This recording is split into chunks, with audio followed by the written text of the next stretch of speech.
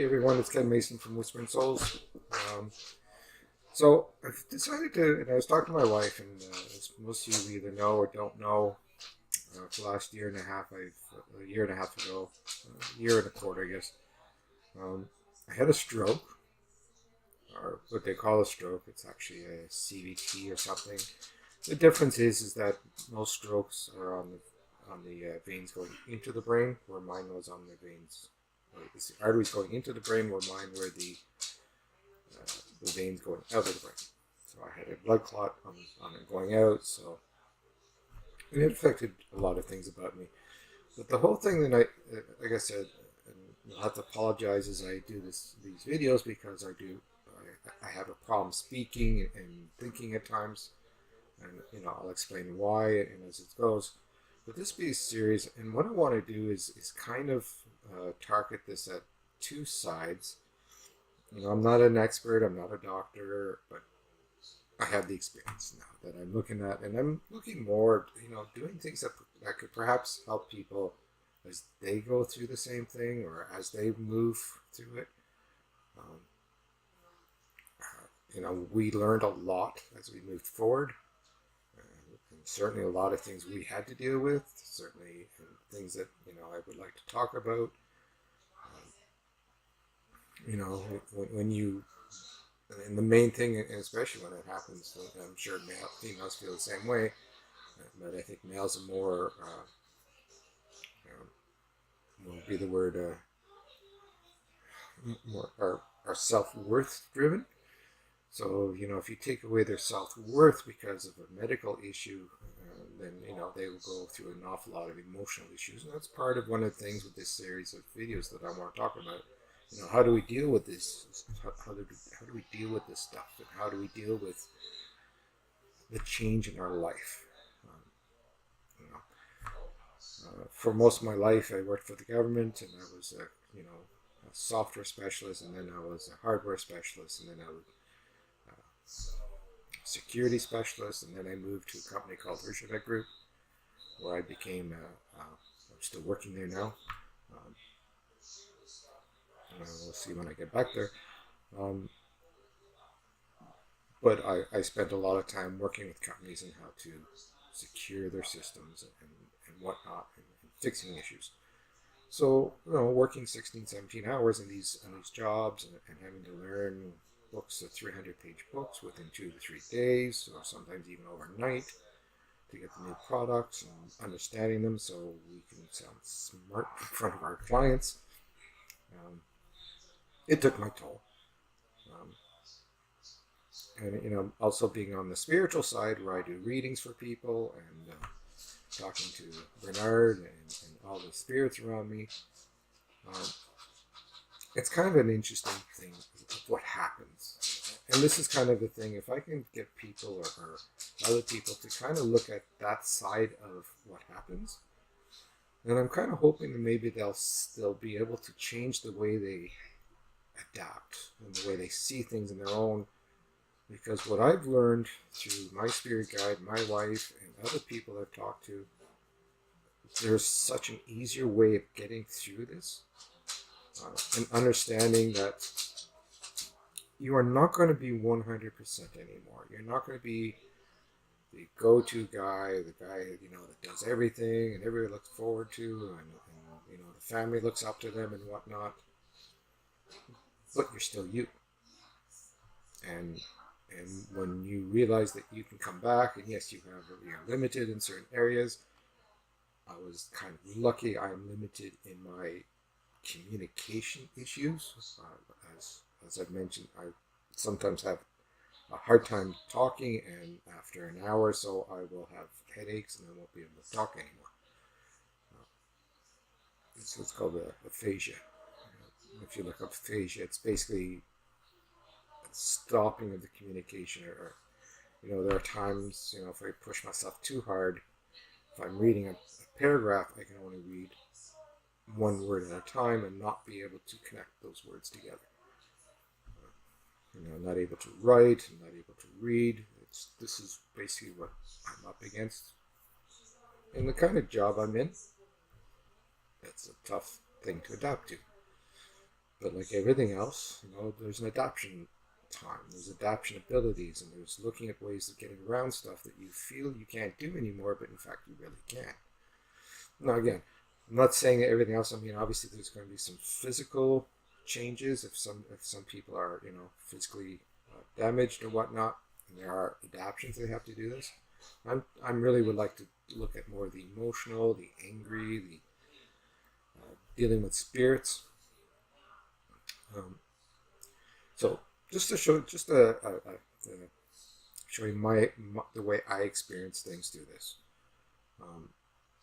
And one night, I guess I got sick and I didn't know what it was. My wife brought me to the hospital.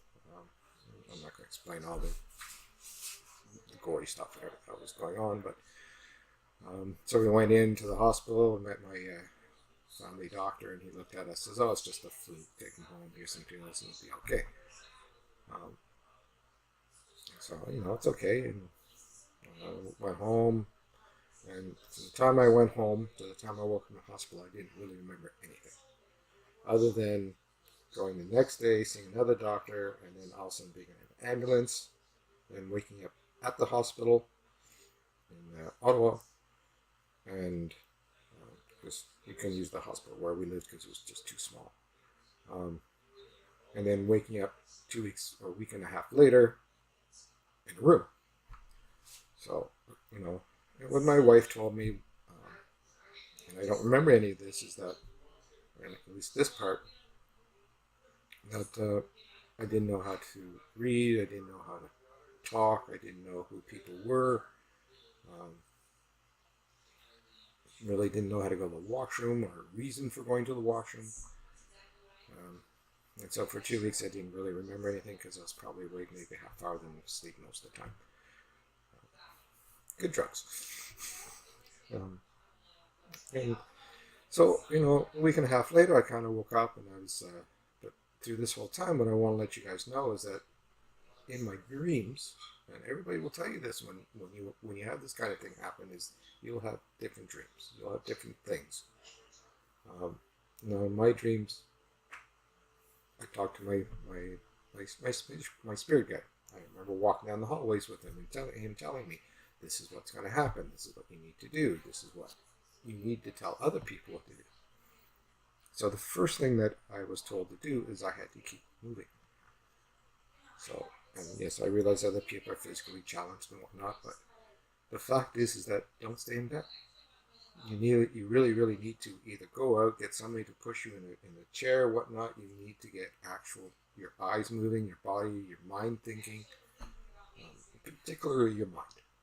If you, the thing with walking is that you think. I mean, it's very hard to walk without thinking. And even if you're, I've seen guys in a hospital that they were in wheelchairs, and what they were doing is taking a whole circle around in their wheelchairs, because that's what they were told to do. So I did that. I decided at that point in time that I wasn't going to upset the nurses. I was going to try and make them laugh. So, I had a nice little shirt that said, I suffer from CRS. Can't remember shit. Which I thought was funny, and they thought it was funny too. And I played games with them. I mean, in my side, there was no TV section because stroke people are supposed to, be in their bed or near the room or whatnot. It just seems to be, I guess if the doctor comes, they want you to be nearby. But in my ward, in the C ward, which is the next ward over, they had a TV place where everybody can gather and talk. So I go there. And then I'd be chased back by the nurses and say, "You can't be there," and so forth. And, but you also develop little things too. Like I thought for some reason for the longest time I was in there that I was in a hotel. But I couldn't eat the food because it was too expensive. These guys were bringing me food. I thought it was like because I worked a lot in hotels. Traveling across the country to companies. I was in a lot of hotels. So in my mind, I thought I was in another hotel. I know it sounds very strange, but your mind will play tricks on the early time because it's healing, right? It's trying to heal itself. I wouldn't use the washroom that was where I was. I had to walk all the way down to the other end and use that washroom. Don't ask me why. It's just the mind will make you do things. Maybe it was just trying to get me to walk. I don't know. But and it could also be because, you know, I was in the room with somebody else and my mind, oh, that's their bathroom. So I have to go find another one. Never really could have figured that one out. So yes, you know, people will do strange things. They will come up with things that they believe in that they didn't believe in before, or do things. But Bernard was always very fond of telling me that keep moving, keep thinking. Don't stop thinking, because what will happen is a lot of guys, especially if people feel that they're stuck, that they stop thinking. They get in this depressive mode, in this mode. And yes, I went through this as well. I remember waking up and thinking, great, my life's over, you know, like, you know, I won't have a house anymore because I can't get any money, and I can't do this, and, you know, I'll be living in a shed somewhere. And this is very depressive, because you feel like your entire life is over. You're not worth as much as you were supposed to. You know, you feel like your kids are not going to look up to you as they used to, and your wife is going to leave you because you're not as good as you were before. It's a very, very depressive kind of disease, or injury, if you want to call it that. So so over the next little few videos about stroke, I want to address these kind of things for people to help them move through these depressions, these anxieties. It's been a year and almost a year and a half where I still have these onsets of anxieties, if you want to call it that, where I feel that I have to get back to work, but for no apparent reason I get this. It's just your mind is not as strong as it used to be. And it's redeveloping, and once we understand what's going on and we don't allow that back talk telling us we're no good, we can move forward. So anyway, I'll probably try to have some kind of meetings or get-togethers to talk to people about that. I'm sure there's a lot of people up there that are looking for help or answers. And like I said, I'm not a professional, but I can at least voice what I've met, and maybe somewhere in what I'm saying, somebody could find a solution for those that need solutions. So anyway, I hope this all made sense to you. The next video we're going to do, my wife. My wife, I have to say, she saved my life. She's helped me go through this. I'm sure her spirit guide is helping her to help me. She certainly is. She's my queen. I wouldn't be alive without her, and I wouldn't be where I am now without her support and pushing me. So,